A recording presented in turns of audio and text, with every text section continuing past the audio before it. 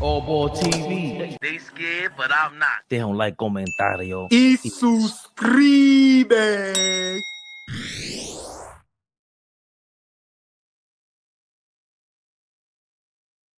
Mama got that bunch of crunch cake. Mama got that bunch of crunch cake. Sounds like some new of that hippity hop all ball. I'm not on it. Listen, man, social media is gotta get them phones out our hands, man. Mama got that. I'm gonna send you that video. What up, baby? How's everything going, man? Beautiful, beautiful Thursday. Beautiful. That's all right. My wife was just singing something about Melissa. The whole week I'm just like, what is that? It's the same deal. Same deal. Same deal. Oh, ball. I'm a little exhausted. I'm celebrating. 1-0. I haven't slept. Can't tell. I haven't slept. I have on my button up tonight. I literally haven't slept. I took a drive last night, 3 a.m. and just rode around the city pumping, keep rising to the top and let the beat drop. Give it all you got, give it all you got. And I kept turning down when it said, my Knicks, keep rising to the top. I just enjoyed the night. It was quiet, right? Cracked the window, nice breeze. And I just was driving just up 8th, coming down 7th, just riding around Harlem. Like, it still feels surreal. Knicks up 1-0 in the NBA Finals. Yeah, Fabian. I'm still sitting on cloud 9, brother. I think we all are, as Knicks fans, just, man,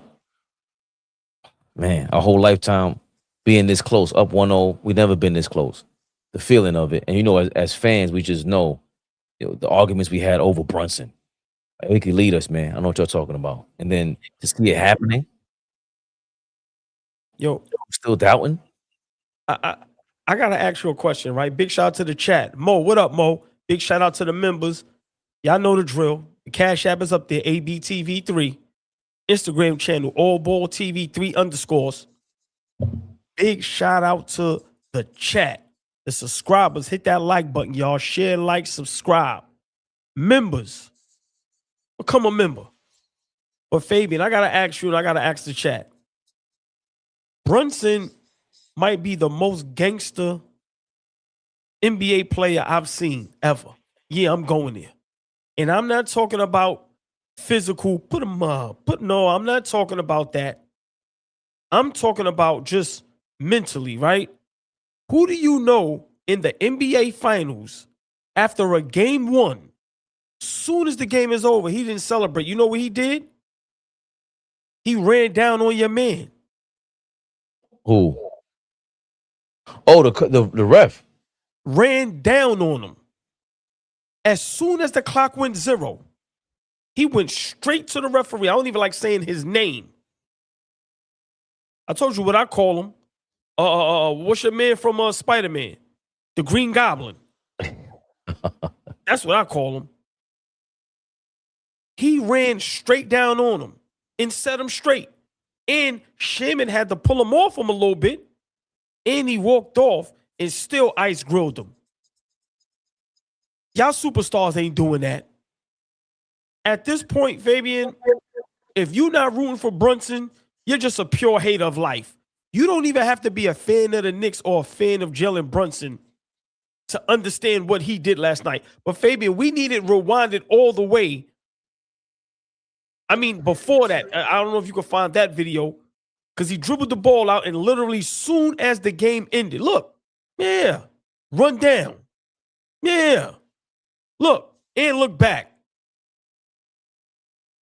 Look, dog. Don't take this away from me. Don't do me like that.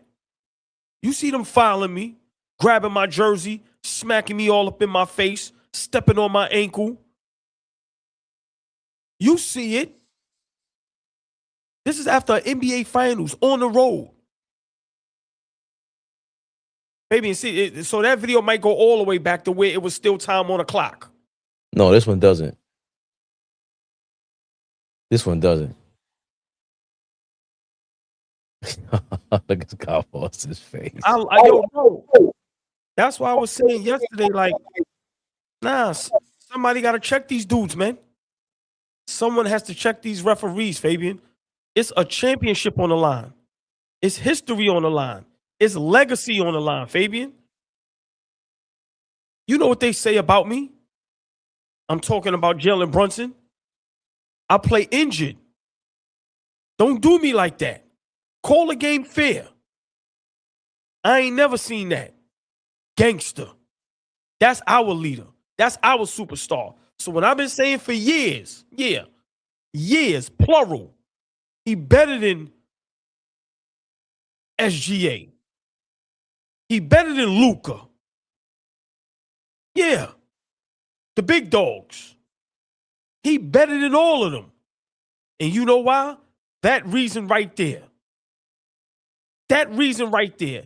Nobody else has the cojones to do what Jalen Brunson did. I'm speaking up for myself and I'm speaking up for my team. It's a championship on the line. Don't cheat us. If we're going to lose fair and square. Don't cheat us. Stop turning a blind eye. You see what these players are doing to me. You see it. How are y'all missing that? But when it's on us, y'all see every little thing. Gangster. That's what you call R&B. I don't care that we won on the road. We in the finals. Soon as the buzzer hits 0, attention right to the referee. Yeah. Ain't none of y'all superstars doing that. Braun, KD, Luka, SGA, K Cunningham. Ain't none of y'all superstars doing that. Don't tell me what I can say about Brunson. Yeah. Dog. I don't care what they saying about Wemby. I don't care what they saying about nobody else. All I know is we up 1-0. We won a huge game on the road against the San Antonio Spurs in the NBA Finals. This is bigger than basketball. That man's father lost to the Spurs in 99. He is avenging his father. Don't take that away from me. That's all he's saying. That's all he's trying to say. Don't take that away from me. That man is avenging his father. 99, Rick Brunson played for the Knicks. We lost to the Spurs in 99. 27 years later, his son plays for the Knicks, going up against the Spurs. Hey, Pops, we ain't losing again. I got you. And I'm going to make sure they don't cheat us. Baby, that's the most gangsterous I've ever seen in NBA history after a finals win on the road. I ain't never seen nothing like that, bro. Love it. How about when Draymond does it? Who? I ain't talking about nobody that ain't in the finals right now. I think he wants to. I guess he wants more foul calls, and he maybe it was calls when he was grabbing his jersey while he's going to the basket. It's going to be. I don't remember it being this sloppy. You know, I think the referees always try to get things under control, and you know, with Brunson, yo man, treat me like you treat the stars, bro. Thank right? you. Right, but we did see SGA last round against the Spurs. They did that to him. They were beating him up. The Spurs had a similar strategy to Brunson that they had on Brunson now. So I can't. I don't want him getting caught up in that. I don't want him getting caught up in that. And you know what's funny? Now that you say that, that's such a great segue from what the video we seen last night. Mike Brown, he basically commented on this, and he spoke to speaking to the refs, doing a little too much speaking to the refs, and who actually helped them out and saved them from doing too much of that. I know you guys would rather not be down double digits, but this isn't the first time you guys have mounted a comeback like this. What are you seeing from your team when you're down double digits that's allowing them to continually come back and secure these victories down the stretch? These guys are resilient, man. They get better as the game goes along. They really try to pay attention to the details that we're throwing at them. They're trying to bring energy in multiple efforts while being physical without sending them to the free throw line. And then they know, we got to play fast. You're playing against good teams now, and you can't go against a set defense all the time. And, we were down double digits tonight. We're also down double digits game one against Cleveland. And for our guys just to stay with it is huge, because anything can happen in a 48-minute game as long as you stay the course.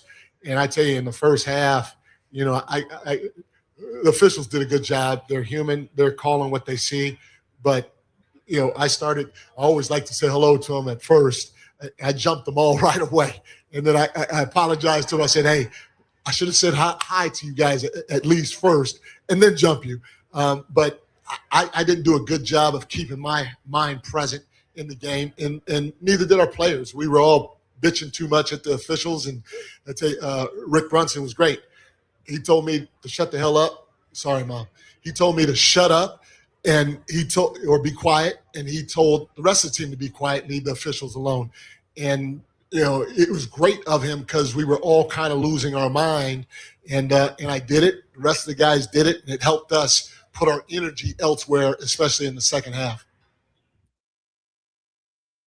So you heard it there from Mike Brown. It wasn't just Brunson. It was the whole team, it seemed like, including himself, when it came to complaining to the referees about foul calls or just anything in general, But that's what I'm saying, all ball. Like, this is the second time Rick Brunson plays a pivotal moment early in a playoff series to tell a team, calm down.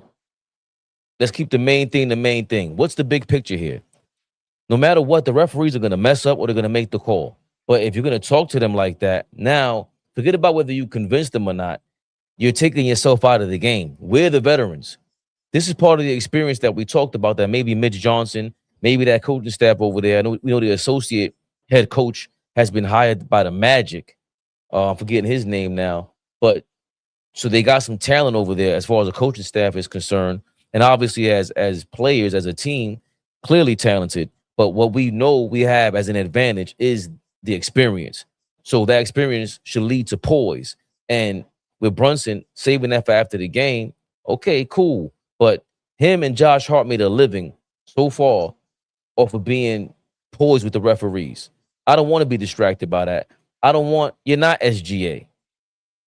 Show the rest of the world what it is, what separates you between him and the SGA. That's my thing. Like, SGA lives off the referees. He's the guy that needs to talk to the ref after every game. He's the guy we think we have conspiracy theories over this thing. So I definitely get where you're going, but I'm not, I don't want Karl Anthony Towns. I don't want any of these people distracted what they've normally been distracted with throughout the regular season, especially trying to show up the referee at the NBA Finals, because they got egos too, and they're humans. Scott Foster, he already has a name out there. He basically got basically has his back against the wall. So I think you got to pick your poison with him a little bit. You made your point. The players pulled you away. And throughout the whole game, you can see how Brunson politics with them. Smooth operator, by the way. Nobody talks about this. I seen him the way he was talking to Scott Foster. He said something, yelled at him, came back later, laughed with him. Like, this guy gets it. He gets it. Clearly was raised right, because the man that helped raise him was on that sideline and helped keep our coach in check, all ball. Yo. Yeah, great point. And I love that you played that soundbite from Mike Brown, because when we win this championship, all of us are going to have to circle the block and give a lot of props and kudos to Mike Brown and Rick Brunson, right?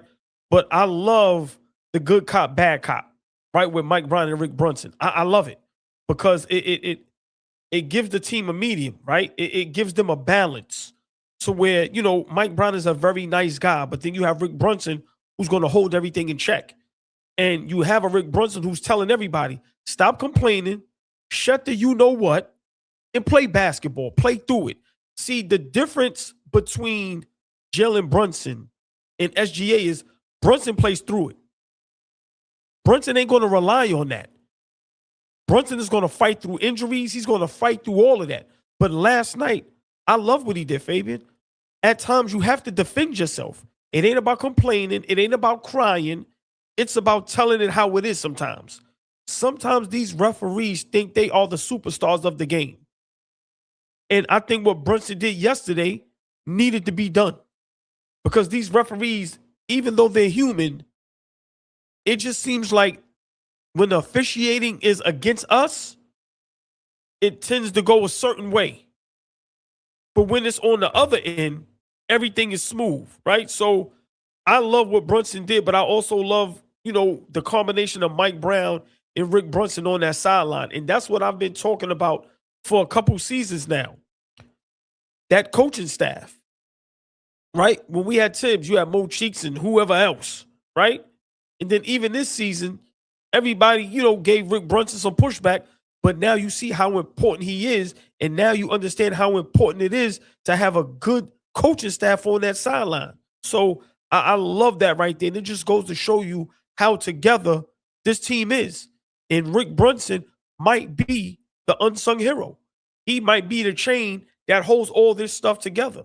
So I love what Mike Brown said, that he's allowing the coaching staff to coach him as well, right? He don't have no ego. He can easily say, I'm the coach, you can't tell me nothing.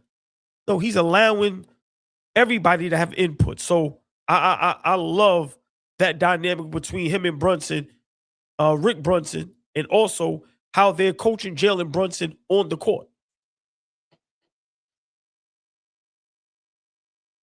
Rick Brunson has a lot of pressure, or had a lot of pressure, and he's showing that he learned how to compartmentalize and just know how to deal with the path of success. No, he wasn't a champion. He wasn't even a starter. He wasn't even a role player. He was a journeyman at best. And the fact that he helped his son get into the NBA like this, it's moments like this where you know what to focus on. You know, with all the pressure, all the marbles being in New York City, you know that at the end of the day, all we want to do is win.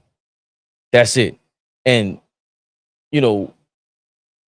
the fact that he understands being in this position, and he tells his son, you said it when it happened, when Rick Brunson was barking on his son on the sidelines, move the ball. The first thing you said was, you about to cost us $500 million, bro. Right? And it's, the price tag, of course, is ill, right? Because we know it's a legit $500 million. We know it. They already sacrificed 100. We already made our sacrifice, bro. We basically made a promise that we're about to deliver. Keep this thing rolling. Keep the main thing, baby Bubba. And right now, Rick Brunson, my, boy, how have things turned around in 1 year, my boy? 1 year ago, what were we saying? You so good, you coached them. 1 year. Months. What are you talking about? Beginning of the season, we was on his head top, right? Like, no. This was this season. We all gonna have to spin the block, Fabian. All of us, including silly old me. Y'all know old ball, right? The biggest flip-flop in YouTube history. Chancletas in the chat. Baby, we are all gonna have to circle the block. So, no, it wasn't a year. It was literally this season.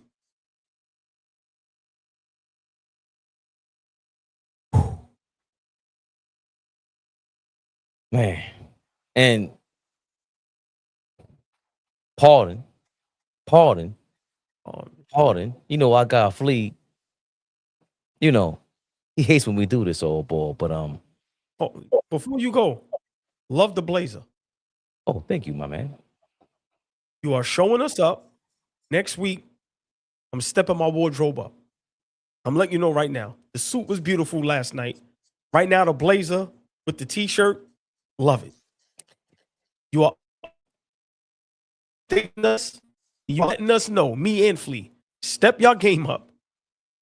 I'm not playing with y'all. I will step up my wardrobe tonight. I will have on my polo, but I will be getting the blazer and some shirts. I will have my clip-on tie because I will not choke myself on live. No. Leave me alone. Leave it alone. Yes. When I'm angry, I'm clipping that thing off and throwing it. Are you calling me Fabian Brunson? I've sacrificed enough. I'm stepping up to the plate when it matters most. Oh, ball. Thank you. That's the ultimate compliment because speaking of clutch, you know who the most clutch is of all time in everybody's mind. You might have to jump in, jump back out, old ball. I think I see it glitching a little bit. That's the Wi-Fi. We all know who the GOATs of GOATs is. When you think of clutch, you think of winning in the NBA. And in the 90s, for a while, it was sports. Michael Jordan numbers? We got more Michael Jordan numbers? Well, damn. Sportico. They got some new analytic, which, you know, I don't really understand. I think I do. But I don't care. You see the list right there. Top of the hill.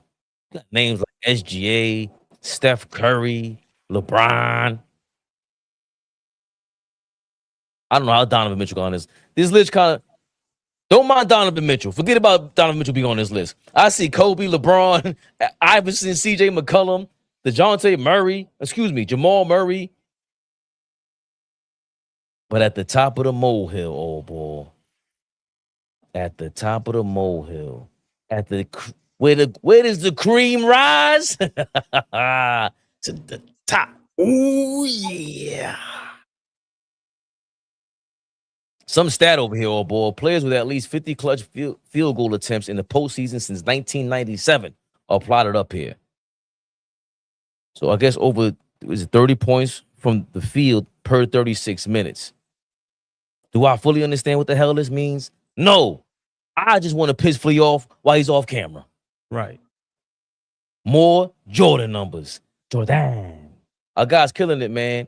And we spoke to Rick Brunson, the father of Jalen Brunson. Then I seen this video come up earlier.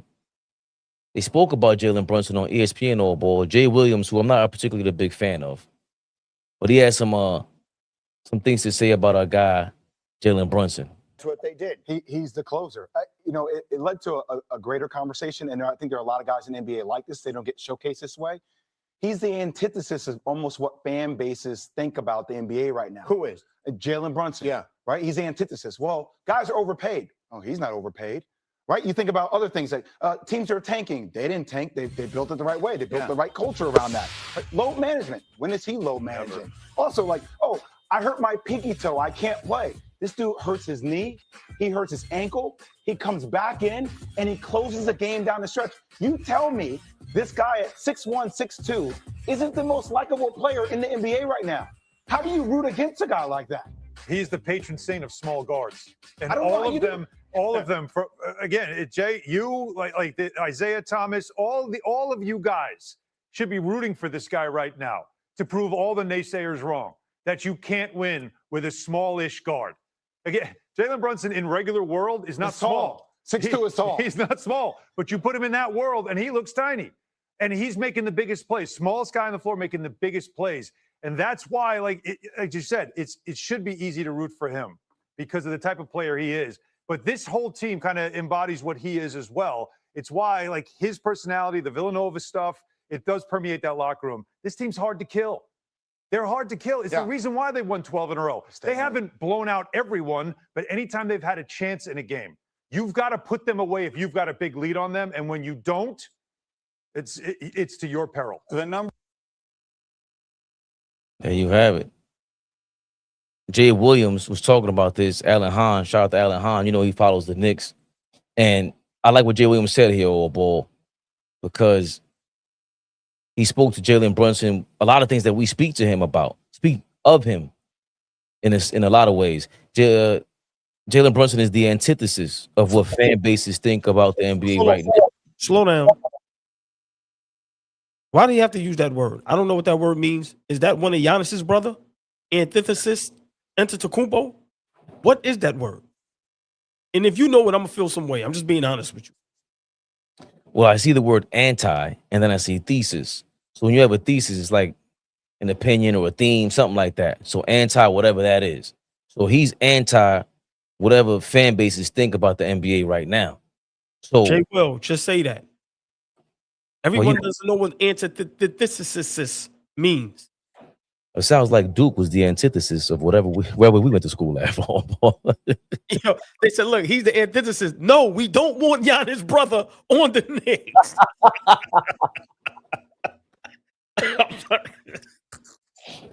Jay Will says he's the antithesis of, well, guys, overpaid. He's not overpaid. You think about other things. Teams are tanking. They didn't tank. They built in the right way. They built the right culture around that. Load management. When is he load managing? Oh, I hurt my pinky toe. I can't play. This dude hurts his knee, hurts his ankle, comes back in, and he closes a game down the stretch. You tell me a guy 6'1", 6'2" isn't the most likable player in the NBA right now. How do you root against a guy like that? And that's part of the reason why we were saying to ourselves a long time ago, like, it took a while for him to piss all of us off with his game and being a one-on-one player, especially when we're losing and you're not giving the ball up to teammates who are clearly good. It's a totally different thing when you come here and rob our hearts the way that you do. Play with that much heart. And, of course, Jay Will did not mention the $100 million. That's going to put everybody from every single block, everywhere. I don't care if it's Wall Street, Main Street, the back streets. He won everybody over in New York. He turned down what? Let me see. So I like what Jay Will said there, all ball. And real quick, you know, that's our guy. What are your thoughts real quick now that we are 3 wins away from the finals and don't want to celebrate too soon at all? But what are your thoughts that the whole damn league now is so hard to not like a guy like that? Come on, man. Now is Glaze Central. Is out of control. But what Jay Will just said, I literally said a couple minutes ago. How could you not root for him? Especially if you're a small guard, especially if you're a guy like Draymond, who coming out of college was the underdog. How do you not root for this? Right? And then you see he plays through injuries. He saves money. He's a great leader. He's great on and off the court. Like, so for me to be on the verge to winning a championship, I'm going to say it here. A lot of people ain't going to like it. And I'm fine with that. Because you know what I realized?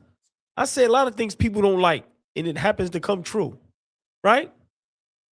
When, not if, when Jalen Brunson wins a championship with the New York Knicks and he's finals MVP, he's the 3rd greatest point guard of all time. Argue with yourself. I'm not arguing with nobody. I'm not defending what I'm saying. You can disagree. I'm fine with that. I'm not going back and forth with nobody. If this young man wins a championship, there's going to be a lot of uncomfortable conversations had about great point guards and guards that's done historic things in the NBA. A lot of guys going to have to move to the side. J. Kidd, Kyrie, Steve Nash, Curry. Yeah. Because is Curry really a point guard? I can go on and on and on and on and on. Ain't none of them do this. While everybody was afraid to come to New York, he took on a challenge. Took less money. Played through injuries. Don't load manage. Fell on his ankle and stepped on his ankle. He said, I'm not coming out the game. Fabian, we said this 3 seasons ago. He gave the city hope. Like, he gave the city hope. Yeah. Flea, we could discuss it at 8 o'clock. You can shake your head in the chat all you want. Yeah, we act a fool when you ain't up here. That's right. Don't let him up here neither. We hear that mysterious, boop, nope. Right, but nope. Big shout out, our brother Flea is in the building. Y'all already know. Come on, man. We a trio. Our brothers in the building. Big shout out, Flea. Miss you, love you, boy.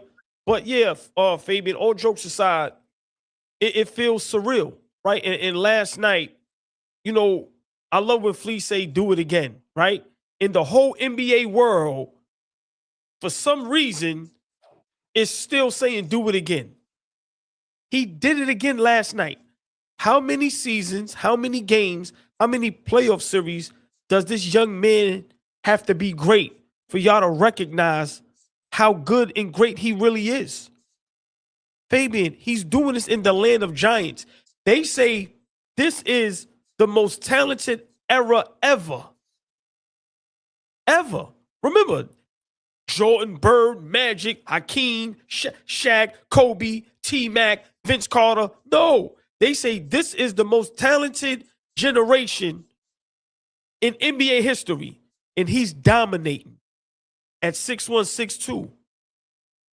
Not athletic, not fast.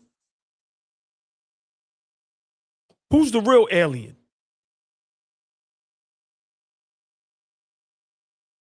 Who's the real unicorn? Kevin Durant. You call Porzingis a unicorn. What you calling Jalen Brunson? Yeah. These are the conversations, Fabian, that's going to have to be had when this young man wins a championship. Becky Hammond. Hey, girl. How you doing? How you doing? How you doing? Yo, I think Brunson, that's a natural conversation to have. And the first person I thought of when you said J Kidd, I'm like, let me spell this out. J Kidd could play defense. What if he was on this team? Can't rely on your scoring. You're going to get everybody involved. But when it matters most, palms get sweaty, knees weak, arms are heavy. Spaghetti. He's nervous. Who can you rely on? Like, Isaiah Thomas should not be better than Jason Kidd, but he is. More legendary. And that's the thing about performing like this. When you get that legendary tag on you, this is part of the whole. That's why ring culture, where I have to tip my cap to ring culture and I go, oh yeah, I get it. Because you can't name a top 10. You name your top 10 players of all time, they all got rings, bro. So what you mean, Fabian? What you mean ring culture is overrated? Calm down. Yes. So once you mention Brunson getting the ring, hold on. We're going to have to start talking about your favorite point guards. Chris Paul. Marbury in them. Iverson in them. They move Iverson to the 2. You know my thing. They move Steph Curry. They kept him as a point guard for some reason. He's not a point guard. I don't think Brunson is a point guard either, but he does bring up the ball more than Steph Curry. And if he is this combo guard, he's a little guard. Just what are we going to say? We are really relying on a guy who has an old school type of game. He has the heart, the grit. They really planned like this was a Disney movie to come out, take over the New York Knicks, and we're going to make this little man a superstar. Jason Kidd is my man, but he was known. There's some things. Remember, he's been on 3 or 4 teams. J Kidd was my guy too. He's a magician with the basketball. He's my top 5 point guards. But go ahead, Fabian. I just want to say that. No, because you try to twist my arm with my man, bro. I know you did that on purpose, man. Yo, man, I don't appreciate that, man. Why you do that for, man? That's a tough. Hey, hold on. No, stay there. Because this is a great conversation that everyone is afraid to have, right? Because if Brunson was on another team, if this was Kay Cunningham and the Pistons, 12 straight in the playoffs, they were ready to anoint him better than Isaiah and Joe Dumars in Detroit, right? We start saying he was the next penny, right? So tell me this, Jalen Brunson, MVP candidate, clutch player of the year, wins the NBA Cup, or NBA second team, all-star starter, back-to-back 50-win seat. Like, bro, what else does he have to do? Like I said, it can be an argument. I'm not here to argue with nobody. You can disagree with me. I'm fine with that. No, you are here to argue. No. But I'm just saying, when we hear guys bring up Steve Nash and all these other guys, this young man right here, he's going to surpass all of them. So it's going to get to the point where you have to talk about him with guys that have rings, because everybody else move out the way. Westbrook, man, move them out the way. They ain't doing this, bro. I think the ultimate thing about it is sacrifice. Like the fact that this little guy sacrificed that much and he could have made the same money you did, Ant-Man. And people SGA. Yo, he was in the same position. Stop acting like he wasn't. And he earned it. And we all know how tough it is to say, we saw Gilbert Arenas. I'd rather have the money than rings. You think 90%, maybe that number's too high. How many of these players would turn down money to make a team and make a legacy and work on the legendariness, as you dubbed it all, ball, in New York? Like the fact that everything we've been talking about the last 5 years is the same deal. Yo, it's not the same as when you do it in New York. We had no idea about Brunson initially. Then he comes here, and there's a lot of sacrifice that was put in place, and every team does that. That's why Bill Russell is looked at the way that he is. You can't tell me individually you watch and you go, he's on like Wilt. Wilt is a different level, talent-wise. But Bill Russell understood the ultimate sacrifice. Again, the pioneer to the Mamba mentality that people are dubbing Brunson now with, which we are okay with calling him. How many players actually sacrifice? Even with Michael Jordan, when you watch him, it is motivational. But then when you watch the behind the scenes and you go, oh, damn, he was really working hard. Like these dudes really gave up a lot. And I always talk about Derrick Rose is not talked about enough. Right. The resiliency, the way he got injured and still stayed in the league. And I'll go to a Joakim Noah. Just players, Grant Hill, players who we know, oh, damn, if he didn't get hurt, I know he got it. But for whatever reason, it didn't work out. And Jalen Brunson is taking full advantage of being in this position. And I think as human beings, as fathers, we understand how important that is. Oh, boy. What's going on here? I mean, I sent you something. Yeah. I just want you to see, how excited these young guys is when it comes to Brunson. They're at the NBA Finals. Wemby is out there. Castle is out there, right? Vassell is out there. Harper's out there. And Caleb Wilson, North Carolina, of course, going to be he's definitely going to be a lottery pick. Look who he's excited to see. Get out! Why? Get a ball to Jalen Brunson. Yeah. Here we go. Yes. Yes. Come on. By the way.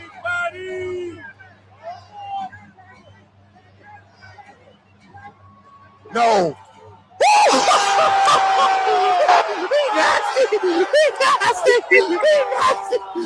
Hey, JB nice. JB is nice. JB nice. This is crazy. Get out. Wow. Baby, and I get chills because how long have I been saying he's a superstar? And everybody told me I was crazy. That young man right there is excited for Jalen Brunson, bro. Lottery pick. The youth. They run the world today. Social media. Wemby's out there. Dylan Harper's out there. Castle Vassell out there. Cat is out there. He's jumping up and down. Give Brunson the ball. Like, come on, man. I just love things like that because they try to tell us our guy's not a superstar. You don't do that for someone that's not a superstar, or at least a superstar in your eyes. I just love that, it's starting to spread that the Knicks have a legit superstar. And y'all can ignore it all y'all want. But there are players, young and old, that are starting to join the bandwagon. See how Kevin Garnett talk about the Knicks and Brunson now? And Caleb Wilson.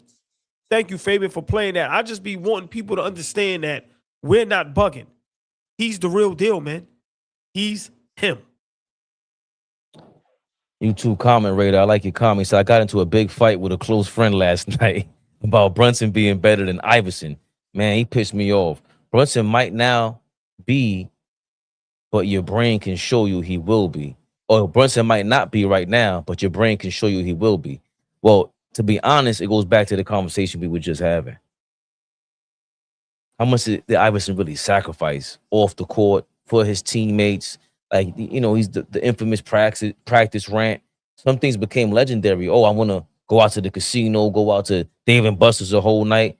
You a legend. How much more? And you know what? I don't even have to say it because he's going to sound disrespectful. Iverson said it himself, bro. The difference between me and Kobe, draft night, I went to go celebrate in the club. He went to the gym, bro. That's the difference. And that's why I love Iverson. That's what we loved about Iverson. He was authentic. Right. This is me, man. This is who I am. I'm not running. I'm not kissing nobody's ASS. Who out there say I'm not Jordan. I'm not Larry Bird. I'm not none of these dudes. And his rebelliousness is what we loved about him, but it kind of hurt him too in those 90s teams. And obviously, he was a bit of a freak of nature. He kind of squandered those talents, and that's what he means by that. Like, he knows he could have got that much more. What if he sacrificed a little bit more? Just a little bit. Right. Brunson, I think I usually get upset with conversations like that because I was so focused on the talent and the skill. But you cannot overlook when they brag about everybody's Bill Russell. Bill Russell over Wilt. Like, think about this, or I know this is that's a boring topic, right? But remember, Bill and Wilt were way before our time. So I'm looking at it like, yo, there's no way Bill Russell was better than Wilt Chamberlain as a kid. Then you just hear story after story like, yo, Wilt was kind of, he was in the streets, bro. Bill Russell was out there for the team. And then you hear about the things he had to go through. There's no way Wilt would have put up with any of that to stay in Boston to go play basketball. Bill Russell used to be throwing up on the sidelines before every game. So these are things you go through as a man. You look back and go, yo, we would have been trying to party or something like that at 20 years old. Stop lying to yourself. You're lying to yourself. You're not doing what Brunson's doing. The guy's married already in mid-20. We're not doing that, old ball. I was trying to find every which reason not to get married at 25.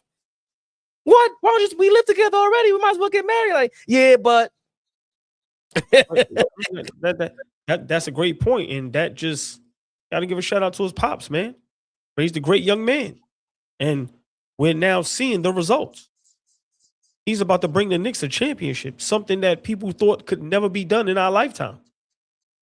Like, people don't understand how insane that is. So, for me, man, I seen the greatness early.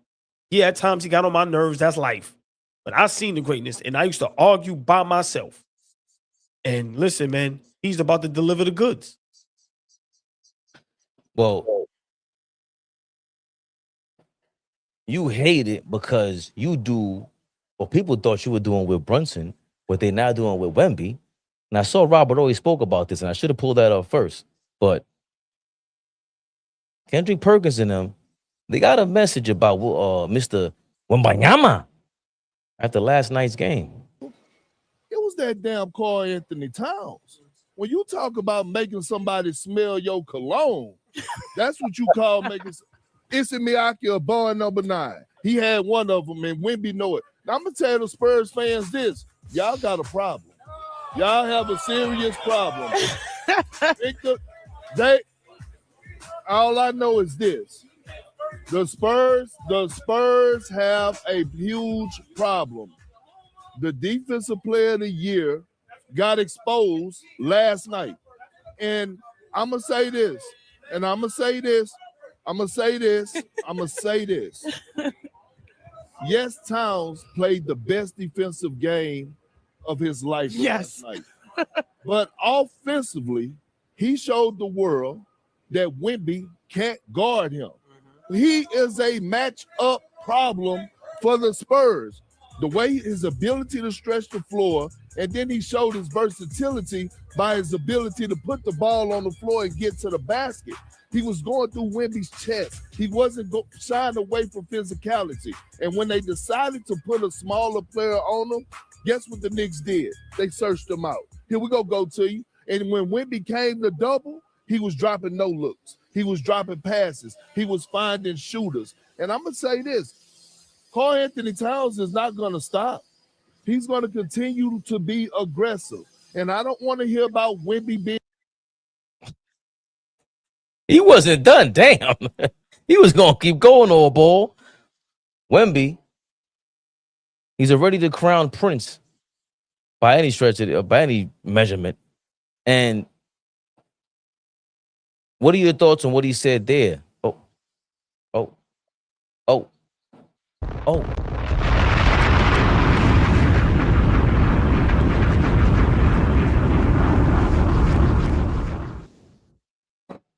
Shasha D1M. Thank you for becoming a member. Fabian, give him another bomb. Stop playing, man.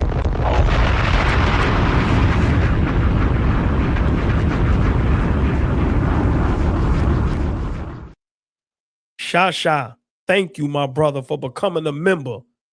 And y'all know our motto. Once you become a member, you can't leave. You're a member forever. Big shout out, Shasha D1M. Big shout out to all the members. Big shout out to the whole chat. Why y'all all ain't members? Appreciate y'all. Thank you. Sha, appreciate that, man. You know, we always appreciate all the love in the world for you to tap in once a month into that wallet. We know we got to show you love, baby Bubba. Come on, Creflo Dollar. Or ball, though. Well, what Kendrick Perkins was saying there was how Karl Anthony Towns locked up Wemby and just gave him problems. Of course, Mitchell Robinson was out there. OG had some time out there. I don't know if we spent enough time on Karl Anthony Towns specifically, though, about last night. Because, you know, we have to react to the game in real time. And just what he did, you know, 2 of 12 from the field. Oh, hold on, Fabian. I'm so sorry. Drop a bomb. You're not playing no game.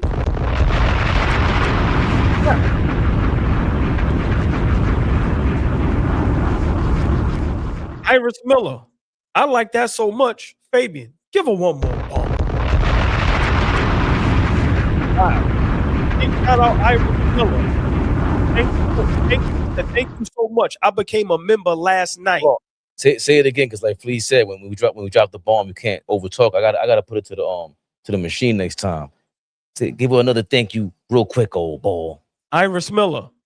She said, thank you so much. I became a member last night. Iris Miller, thank you. We really appreciate it. We really appreciate everyone that becomes members. But come on, man, became a member last night. We proud of that. Hopefully you proud of us. And our motto is, once you a member, you can't leave. You's a member forever. Big shout out to all the members. Love y'all to death. Big shout out to the chat, the subscribers. Love y'all to death as well. Come on now. We might have to make a shirt like that with a hand on a lock like this, on a chain, and put "Use can't leave, members only." Kind of dope. Iris, appreciate it. Beautiful name, by the way. Iris is old school. I like Iris. Right. But Kendrick Perkins spoke to Karl Anthony Towns the way he locked up Wemby last night, and you called it a couple months ago. If we had to play the Spurs, the way Karl Anthony Towns played Wemby, that's a matchup problem. Mitchell Robinson, of course, and OG Anunoby at times, who we really didn't have to throw on him too much because of the way Cat was playing Wemby, and also the fact that he avoided foul trouble the way that he did. So what are your thoughts real quick about that? Karl Anthony Towns defense. I know Brunson is gonna get a lot of the credit, the highlight reel, because he's a star franchise player and he, you know, performs in crunch time. But Karl Anthony Towns, man, where the hell would we be without him in that performance last night? Where will we be all season without Karl Anthony Towns? I've said it many times throughout the season. He's the most mentally tough NBA player probably in history. Listen, man, this young man has did a total 360, right? And he just stayed down, didn't complain, didn't beef, didn't do anything, just continued to play basketball and got better at all his deficiencies, right? Defense, much better. You know, he reverted a little bit to committing silly fouls, but hey, at the end of the day, what he did last night, he deserves a lot of credit. A lot of credit. And I've been saying it. The mismatch that Spurs were for OKC, that's what we are to the Spurs. Break it down. Chet for OKC, he's too thin. Too thin. He can't do nothing with Wemby. Mitchell Robinson, on the other hand, physical, strong, quick. You ain't Debo and Big Mitch. Then you go Cat compared to Hartenstein. You ain't got to guard Hartenstein. Let's call it what it is.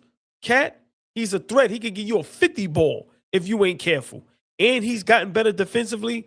Listen, it's you can say so much about Karl Anthony Towns in a positive way that you can just go on and on and on. This young man deserves a lot of credit. And I'm glad that him and Brunson now are legit. The brotherhood is real. The friendship is real. The chemistry is real. And those guys are fighting for one another. And I'm just happy for Cat, man, because Fabian, he sacrificed a lot. He sacrificed his game. He also sacrificed attempting to get better defensively. And last night he played a hell of a game, another double-double. So big shout out to the big cat, the super cat, Dundada, Karl Anthony Towns. Listen, man, no imposter. Mad Lion. Oh, boy. There was some things being said on ESPN that really stuck out about Wemby. It's starting to turn on the big man, huh? I think you called it earlier in the week. I think, we're going to have to talk today a lot about Wemby, but we're not going to talk a lot about Mitch Johnson and the accountability from the head coaching perspective. I think the game plan was poor, nor do I think it was executed correctly. Number one, why is Wemby guarding Karl Anthony Towns, putting pressure in the ball 25 feet away from the basket? Why not just stand at the three-point line, be tall, be wide, deny passing lanes? Karl Anthony Towns wants to drive. I guess you can question him on whether he would do it, but if anything, you want Karl Anthony Towns to settle to shoot 3 after 3 after 3. That's playing into what you want. Another thing, you're not communicating. When you talk about Champagne being on the court, he's being targeted multiple times. You're not running any action to try to make Jalen Brunson react to that interaction. Another thing, down the stretch, right? You think about Dylan Harper didn't play the last 2.5, 3 minutes of the game. And why not?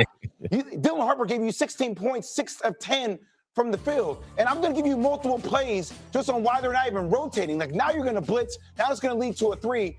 I'm going to break down these plays, guys. It goes strip after strip after strip. Also, there are so many times Wemby was just sitting in the paint, not doing anything, not double teaming, not trying to block shots, not doing. So at some point, we're going to sit up here and we're going to say, yeah, it's Wemby this.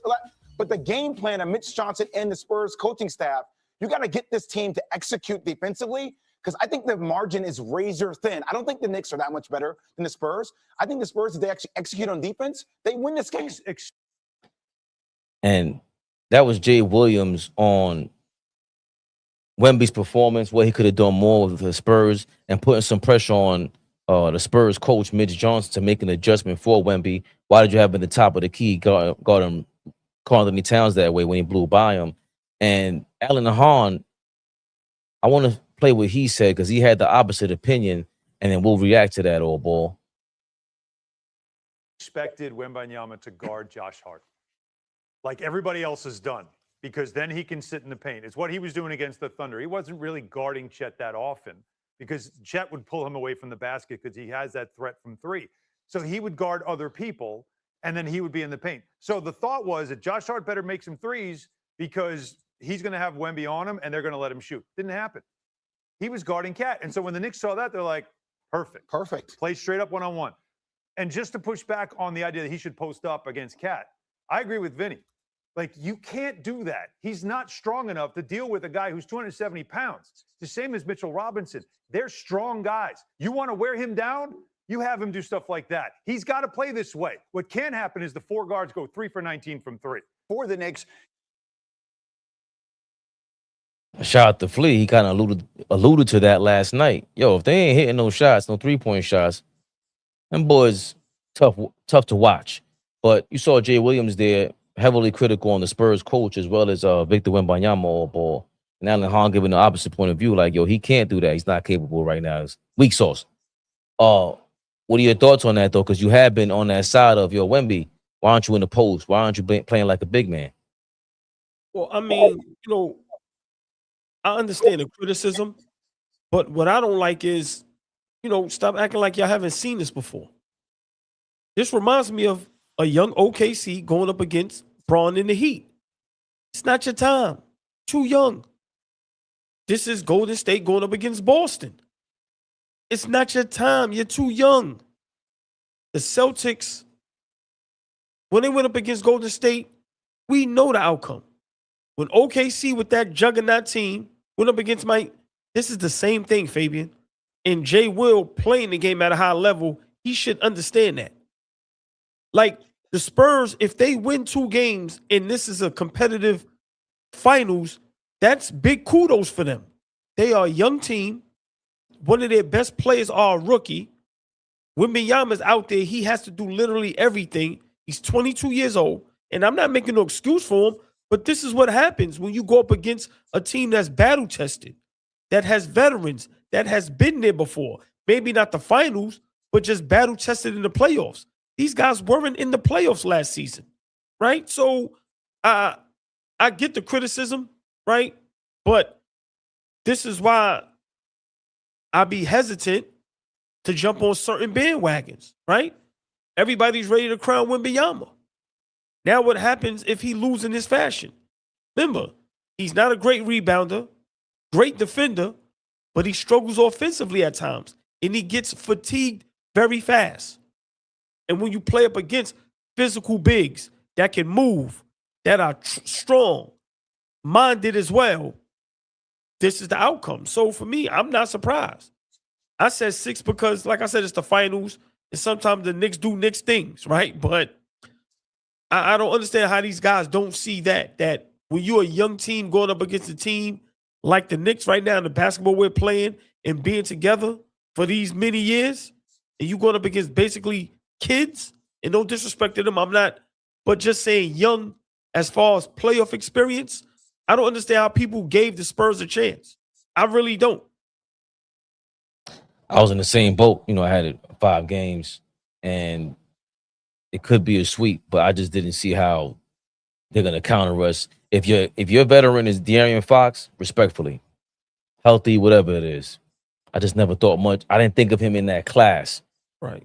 to even compete. But to your point, Robert Horry was speaking to something like this. I seen this and I'm like, oh boy, this sounds like he's been watching All Ball's Instagram channel, man. The finals in itself. And now he's here. Yeah. Right? And with the numbers. So he got the numbers and he's here. He goes and complete the mission and wins a championship. I mean, wins a finals MVP. We got to anoint him with some type of greatness.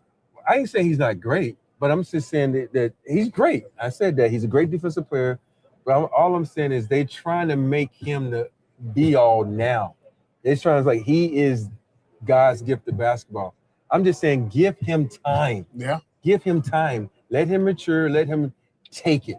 Don't give it to him. Let him take it. Well, he's taking it. But we did that to Braun, though. You remember Braun first run when he ran? He got swept in the finals. Yeah. Okay, but and then they didn't talk about it anymore. They started talking about Tony Parker. But what he did in Detroit. What he did in Detroit. So he went against a better team to put him back in his place. But people still were saying it was him. Say it again. I said they get nervous when somebody bring up LeBron's name in a negative light. No, they're laughing because Robert Horry was on the team that swept them. No, I know, but I'm just saying still though, you know, guys, it's like blasphemy to bring up Braun and you start taking off your hat, you start sweating because they don't want to discuss Braun in a negative light because they scared of that smoke. They're 2 of the first NBA basketball podcasters ever, and they started it with LeBron on the airplane with Kevin Love during the Cleveland Cavaliers championship, Richard Jefferson and Channing Frye. Let's listen to what the rest of Robert Horry got to say because I know all boys loving this, man. His league after No, they weren't. Kobe was still Kobe was there. Come on, bro. But here's the thing, though. He was the future. They called him he was the future. Yeah, now if you say he is the future? I am 100% on that boat. But like I just don't and people in San Antonio, they're great fans. They love their players. You know, and they think once they get a great player, they're God's gift to basketball. And so when you say that, people there's only the people from San Antonio that got mad at me for saying it. And so for me, I just think like give him 3 to 4 more years. And if he wins 2 championships in 3 to 4 years, then he is the face of the league. But I'm just saying that don't anoint someone too early because he hasn't played enough. He's been injured, you know, 1 season. Okay. Yeah, he's been great this season. Give me 2 more seasons like that. Then I would anoint you. Yeah, what happened?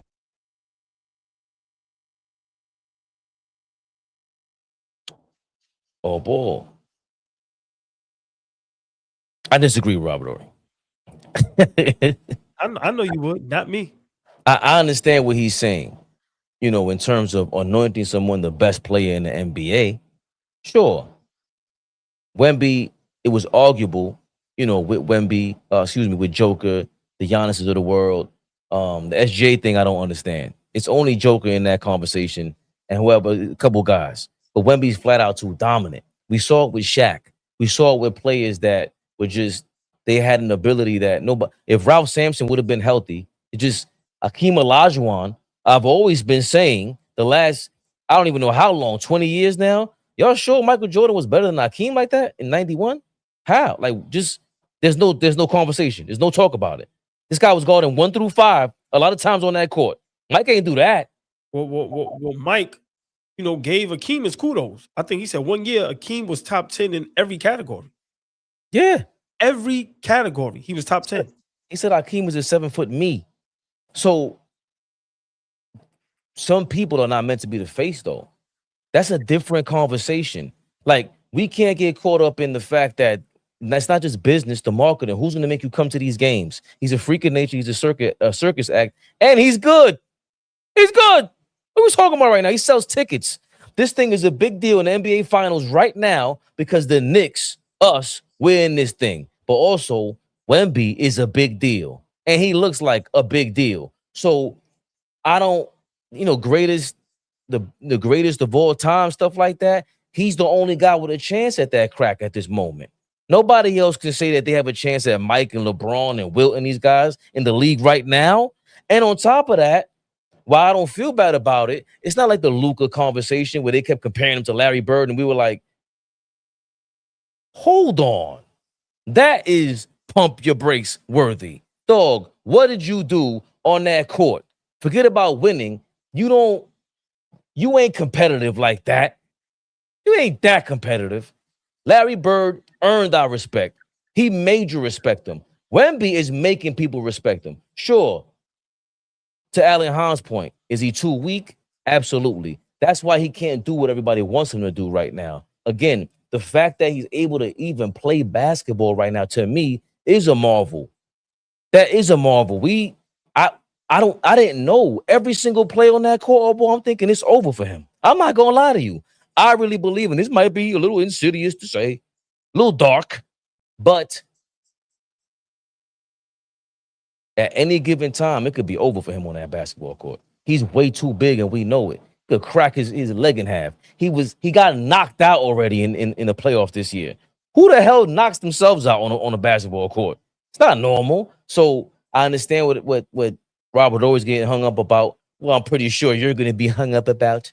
But I think Wemby is the real deal, especially in terms of my wife is watching, got the family over. Yo, we got this new guy here. He might be the best player of all time. Who? Wemby? Who the hell is that? That's an immediate shock. And he's competitive like that. So I don't agree with just, you know, kicking him because he's not all the way there yet. He's already got our attention, and rightfully so. Yeah, but I don't think Robert Horry is kicking him. I think he's just giving a proper assessment. He's just going, you can't anoint him right now. He didn't even win yet, right? And if he doesn't win, how are we still anointing him the face of the league? Brunson's been doing this for 4 seasons, and he's about to win a championship, right? So Brunson is the perfect face for the league. Underdog, leader, come on, man, respectable, respectful, right? And he's doing it in the biggest market, the biggest city in the world. But I have no problem with Robert Horry said, because he didn't disrespect the young man. He's telling the basketball world, remember, he played for the Spurs. He know how that organization and those fans are. And he's just saying, slow down, because y'all are ready to put him somewhere and he hasn't won anything yet. He don't even have an MVP yet, let alone a couple titles. They are ready to say he's already in talks with the greatest ever. No, right? So, you know, for me, that's why a lot of that talk slowed down with the Joker. Bro, y'all got to slow down. You have to slow with Wemby. You know, he's going to have ample opportunity, enough time to just get better. I disagree with you. I think with technology and him being able to take care of his body, they just going to need help. I told you they need a Siakam type play. They need another player to take the pressure off of Wembanyama that can rebound and that can slow the game up and post up. He plays too reckless, Fabian. If he gets on the block a little more, it makes the game easier for himself. Of course, you get injured if you're trying to fly in the air all the time and take guys off the dribble. So I just think it's up to him and that organization to put the proper team around him to where he can be in the league for 15 plus years. It's possible. You got to put the right crew around him. Them young dogs, they want to fly up and down the court all day. You got to get somebody in there that can slow the game down, but they got to have a post presence. They got to be at least 6'9", 6'10", and they'll be okay. I don't think he could do it. It's the same. It's like asking Shaq to get to go do a drop step on Hakeem in the 94 finals, 95 finals. He didn't have it. That ain't the time to go learn this drop step, brother. He didn't have to have it. He was Shaq. Huh? He didn't have to have it. He was Shaq. So he wasn't going to win. And they would have had this same conversation with him. He was named top 50 NBA players of all time his third year in the league. Michael Jordan was crowned before winning a damn thing. So this is what we do. This is what we do. This in New York, we do it. In America, we do it. That's what we pump this thing up. And boy, oh boy, I fell victim to it. I did not say Caitlin Clark was the GOAT, but somehow I get blamed for this. And a part of it is everybody, like, I didn't know they were calling her the GOAT, but guess what? People are doing that to pump her up. So people got to do that to pump Wemby up. How was he supposed to sell this thing? Now, if your issue is the same with Robert Horry, yo, dog, we all play in the NBA. Who the hell you think you're talking to right now? The veterans always make sure the young pups stay in their place. He got to earn that, bro. I know what he is. But he got to earn that. Stop. Problem is, Michael Jordan changed all that.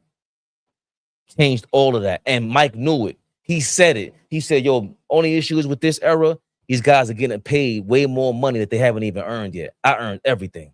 I earned everything for them. It's just part of the deal now. And do we have to like it? Nah. But it is what it is. The difference between Mike and everybody else when they anointed Mike the GOAT without any winning, Larry Bird and Magic Johnson said it themselves. I don't see nobody right now that's the best in the league saying that about Wemby. Yeah, you call him an alien. But when you say that was Jesus in sneakers, and you hearing that from Larry Bird and guys like Magic, that's the difference. So I have no problem with Robert Horry said. To me, he's 100% correct. And I agree. A lot of these guys, remember, I held reserve for Ant-Man. Now I told you I like Ant-Man. He's done it. Back-to-back conference finals. Of course, he got injured, but he's done it, right? Was that when Ant-Man earned your respect, back-to-back conference finals? Well, when he went to the first finals, but I seen the progress. Right now, of course, Wemby in the finals, that's a huge leap. But I never said Ant-Man could be the face of the league, the best player in the league. They are trying to make Wembanyama as if this is something we've never seen before. And granted, it may not be, but you have to win. You have to win. So I get where Robert Horry is going, but I also understand where you're coming from as well. I don't think nobody could be wrong. It's just your opinion. I think this whole face of the league thing is what's polarizing to too many people. One does not mean the other. Like, Wemby can be the face of the league. You want him selling his league before Joker. Joker can't sell it. It's not even close. I agree with that. I definitely agree with that. I have no problem with that. Real quick, we got some football players. We got something to say about Wemby as well. Everybody's just down on Wemby now, old ball? When it was pointed out by Richard Jefferson that you could feel the anxiety of the crowd in the fourth quarter when the Knicks ended up going up by 8. Now, obviously, the Spurs came back and the Knicks ended up pulling away late. But I really love that observation because it was in that moment where all the Spurs fans and all the people that believed that the Western Conference was better and that the Knicks didn't play anybody or whatever, where they were realizing in real time, right, this team is for real. This team is not a joke. This team doesn't matter who they played. Jalen Brunson is the real deal. All of those things were happening in real time. All the Knicks detractors out there that didn't believe that they were a championship team for one stupid reason or another We're all realizing in real time in their faces on the broadcast. It was amazing. I really loved when it was. They realize it in real time on ball. That's a real serious thing. Can we get over that already? Can we get over that already? Yeah, I mean, if you decide to not get over it, that's on you. Over it. People are crazy. Yeah, I mean, I'm not here to kick Wemby's back in. Listen, man, that young man is in the finals, right? He has the opportunity to be great, but you can't ignore some of the signs. In the season, he's only playing 29 minutes a game. In OKC series, he looked gassed. Last night, he looked gassed. So I don't know if it's the height. I don't know what it is, but he has to work on that. If he's going to be great in this league for 10 plus years, 15 years, if he's going to win multiple championships, you have to get your wind up. Sorry. Right? People can say what they want to say. Brunson plays through all that. 40 plus minutes. Did y'all see how many minutes Hart and them guys was playing last season with Tibbs? Wemby played 30 plus minutes. He's out there dragging. I'm just saying. So I get what everybody is saying, and this is what Robert Horry is trying to allude to, Fabian. If you allow Wemby to be great and let him take it and not try to give it to him, you don't have everybody dogging him and trying to, on him, right? So I'm not going to do that, but I am going to call it how I see it. And I said last night, he looks a little injured. He's exhausted. He's gassed. Go at him. If they're going to be successful, he's going to have to fix that. Or they're going to have to find their David Robinson to Tim Duncan, right? Their Manu Ginobili, their Kawhi. Like, they're going to have to find that because that team is little. Fox, Cornette off the bench is not it. Harrison Barnes, not it, right? The young guys, great. But they're going to have to figure out a way to give him the proper help. He can't run up and down the court like that. I'm sorry. He may look like he can, but it's not going to work for 4 quarters when you playing against a team. It's like getting to a fight with somebody. You may be a better fighter than them, but they ain't going to never give up. So while you gassed in the 8th round, they still got all their energy. Eventually, they're going to wear you down. And then now your punches, they don't have that sting no more. And that's what happened last night. When Wemby is not the best defender on the floor, when he's not blocking every shot, the results is last night. And if they're not careful, like I said, this can have the same effect like we had on the Cleveland Cavaliers. Remember, we not OKC. We not letting up. Brunson Canham is not letting up. They in attack mode. So Wemby will have to figure that out. We see you with the monks. We see you swimming underwater with weights and all that. But at the end of the day, in the 4th quarter, when you play more than 29, 30 minutes, you're exhausted and gassed. I still believe he's the only guy with a chance to be the GOAT at this time. He's the only guy that has a chance to challenge Mike, LeBron, Kareem at this very moment. Nobody's in that category right now. So can I ask you a question? Right now, Wemby wins 2 championships. Is he better than Keem Olajuwon offensively and defensively? At this very moment, nah. No. I'm saying if his career is over and he wins 2 championships, right? Let's like Akeem is one of the greatest defenders to ever play the game, right? Back-to-back champion. I'm saying, tell me how Wembanyama is better than Akeem Olajuwon offensively and defensively. Well, it's not just offense and defense. Akeem played 13, 12 years. He was a defensive player of the year guy for 10 years. And people overlook Akeem Olajuwon doing that. Again, but hold on. I'm meaning control, but I'm asking you because you're saying Wembanyama is the only one that have the chance to be the GOAT. And I'm saying how so we got to say the same thing about Akeem Olajuwon. I always do. I just asked you and everybody else, are you sure that Michael Jordan was better than Akeem Olajuwon? You said 91. You ain't saying GOAT stat. Because that was the peak of his power. Remember, Mike got L88. Everybody was like, okay, this guy's what? Akeem Olajuwon was in the battle for that 88 Defensive Player of the Year with Michael Jordan. But he didn't get the peak of his offense till 91, where he calmed the hell down and added an H to his name. What you say? He brought hell with him? He brought the H in Hakeem, brother. And that's where he was in piece. So I'm saying, what other talent do you see even in competition with any one of these guys? Bring all the GOATs up. If Hakeem should go, I'm fine with that. But he's the only guy that has a chance at this because of his skill and talent and potential. He's not there yet. Michael Jordan wasn't there in year 3 as the best of all time, like universally. No, he couldn't be. But if you tell me, yo, does he have all the tools? You remember what Bobby Knight said about Michael Jordan before he played in the NBA? He said a whole bunch of mumbo jumbo, and he said, basically, I'm telling you, this is the best athlete I ever coached in my life. I don't know what you people are talking about. It's the greatest thing I've seen since sliced bread. So again, we don't have an issue with it when we don't like him, or we just take that position, which is fine. Because a lot of people could have said that about Mike back then. But at this very time, they're right. Part of Wemby's flaws is stamina. Part of Wemby's flaws are, if you can't get to the post, what are you gonna do? Why aren't you at the elbow trying to deliver the ball to these? Do you have guards around you? Why are we relying on Fox, Castle, Vassell, and Harper to create all the offense? Bro, you're the biggest magnet out here.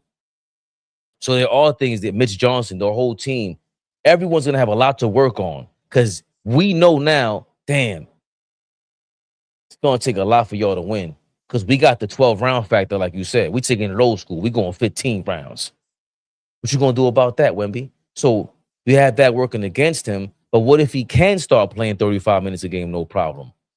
And he's out there for these spurts, 10 straight minutes, and we're going, he don't look tired no more. It's going to be a whole nother list of accusations, number one. Number two, I think it'll change our minds about just what dominance is. Shaq was not the most skilled player of all time, nowhere near it.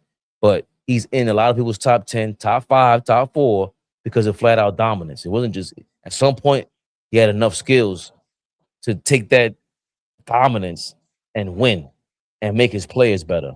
But Wemby's not there yet. But potentially, he's the only guy I see right now that's in that category. Okay, so let me ask you this. If we had to choose a player today that we thought 10, 15 years from now, because LeBron's era about to end, and we knew into the league, the chosen one, he looks kind of crazy. We knew he was about to be in there or possibly be in there. If not Wemby, then who? Who else can you point to and say, Wemby, he could give Wemby a run for the money for top 10 status? I mean, Joker. 15 years from now? Huh? 15 years from now? Joker's 30. Oh, all right. I mean, if you're going 15 years from now, all right. But listen, but that's what it's all about. Right, but let me just say this, right?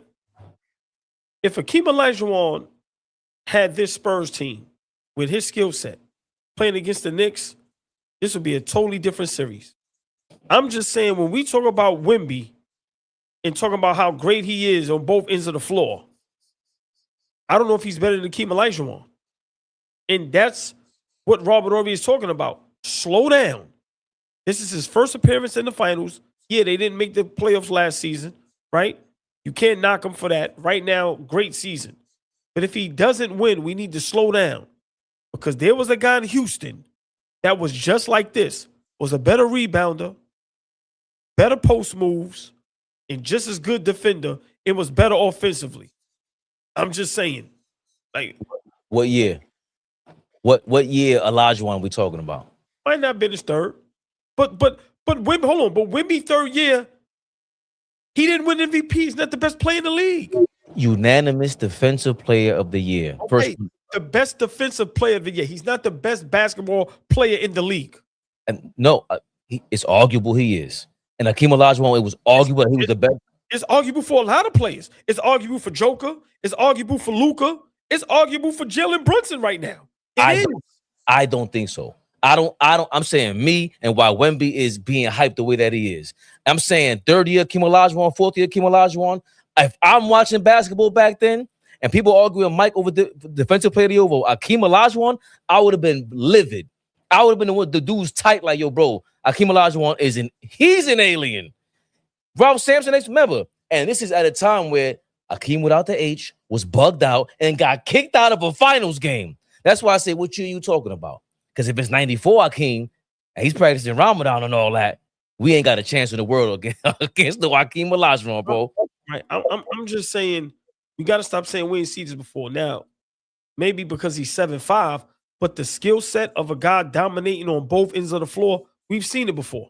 That's all I'm saying. And I love what Robert already said. Even if he's wrong or you don't agree with him, at least he's not afraid, right? Because everybody's just quick to just go, okay, Wemby is, and then you watch game 1 and go, hold up now. Because if you lose like this, right? How many games in OKC series, single-digit rebounds? Come on, you can't be 7'5", considered one of the greats, and you're a bad rebounder. Like, come on now. It's little things that he's young, so he's going to have ample amount of time to work on it. But for me, third season, it's too many players right now that's in that conversation for the best player in the NBA. He's not up there alone. Defensively, I agree with you. He's arguably the best defender in the NBA. I'm not arguing that. But basketball, both ends, offense as well, he might not be top 5. Top 5 player in general? Yeah. Disagree with that. But I will say this. Popovich probably thinks just like Robert Horry. And he's probably in there telling them, yo, young man, you got a lot of work to do. And the other thing to this is Wemby sounds as hungry as all the GOATs that we respect like that. Like, remember, Shaq kind of fell off of all this a little bit because as much as he talks on Inside the NBA, he did not approach every game like that. I saw Barkley talk. He's telling Shaq like, "Yo, if Wemby had your mindset, he'd be. They wouldn't even let him play basketball. They would ban him. So I don't think so. He's weak. And Shaq was mad passive aggressive. Shaq should be the GOAT. Shaq is supposed to be the GOAT, but because he's not a monk, and he was enjoying his celebrity life not a little too much. I think most of us would have been doing what Shaq was doing. I'm gonna go party, bro. I'm gonna have fun. I'm gonna get fat. And then when it's time to go play basketball, I'm gonna get in shape. Because that's how much of an alien I am. I'm gonna get in shape during the regular season and dominate these dudes. I don't see Wemby doing that. My man's going out there, flying to Asia, visiting the monks, showing up. He got showmanship. Well, I respect everything about this dude going forward with basketball, man. I mean, he just need to realize he's a big man. You're not a guard. That positionless basketball has everybody's brainwashed. That's why if Brunson wins, he's going to be great for the NBA. We need to have shooting guards and point guards and small forwards and power forwards and centers back in the NBA again. There's nowhere in the world 75% of Wemby's shots should be coming from the paint. I'm not saying don't shoot the 3. I'm not saying don't shoot the mid-range. But that shouldn't be your go-to when you're 7'5" and you have a skill set like that. Bulk up, get down there in the paint, and be aggressive and make the defense guard you. He can dominate. But until he learns that part of the game and you just continuously want to be finesse, you're not going to dominate. Oh, ball. I'll be interested to see Wemby with more weight on him, walking around like that, having to jump around like that. It's going to be, I'd imagine the Spurs and the doctors, they got a lot of input for that. But we could touch more on that later on. What we got, 8 o'clock? 8 o'clock, baby. We back. Little bit of this, little bit of that. Flea be in the building with us. 8 o'clock. I'm mad disrespectful, though, but I'm sorry. Zero Rec, thank you for your $2. Keep hating to all the crash outs. Say y'all, thank you for your $4.99. One of the funniest things I've seen was that video y'all posted when Tibbs got fired. I could only imagine the one after winning the chip. Nixon fold.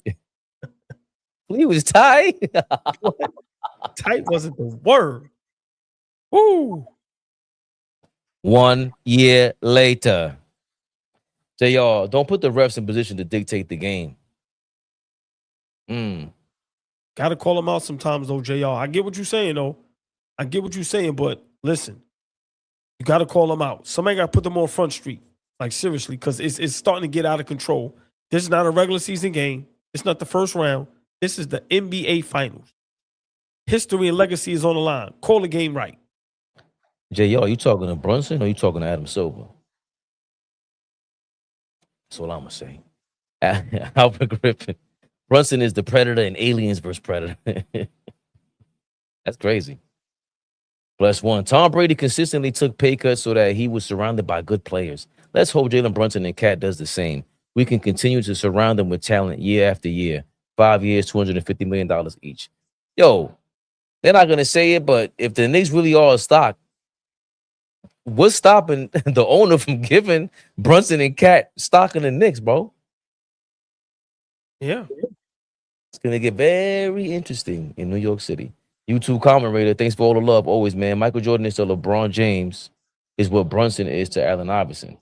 Allen Iverson and LeBron James are pro boxers. MJ and Brunson are serial killers. I like that. Serial killer. Wake up in the morning. Who said salute Scott Foster? We are 9-0 with him in the playoffs, all ball. Hey, listen. Let's call a game fair. They stepping on my ankle. They pulling my jersey. They follow me. Call a game fair. You're right there. Do it. 8 p.m. We back. All Ball TV. Get your popcorn ready, y'all. See y'all later. Thanks for the love. Enjoy your day. All Ball TV. They scared, but I'm not. They don't like comentario. Y suscribe.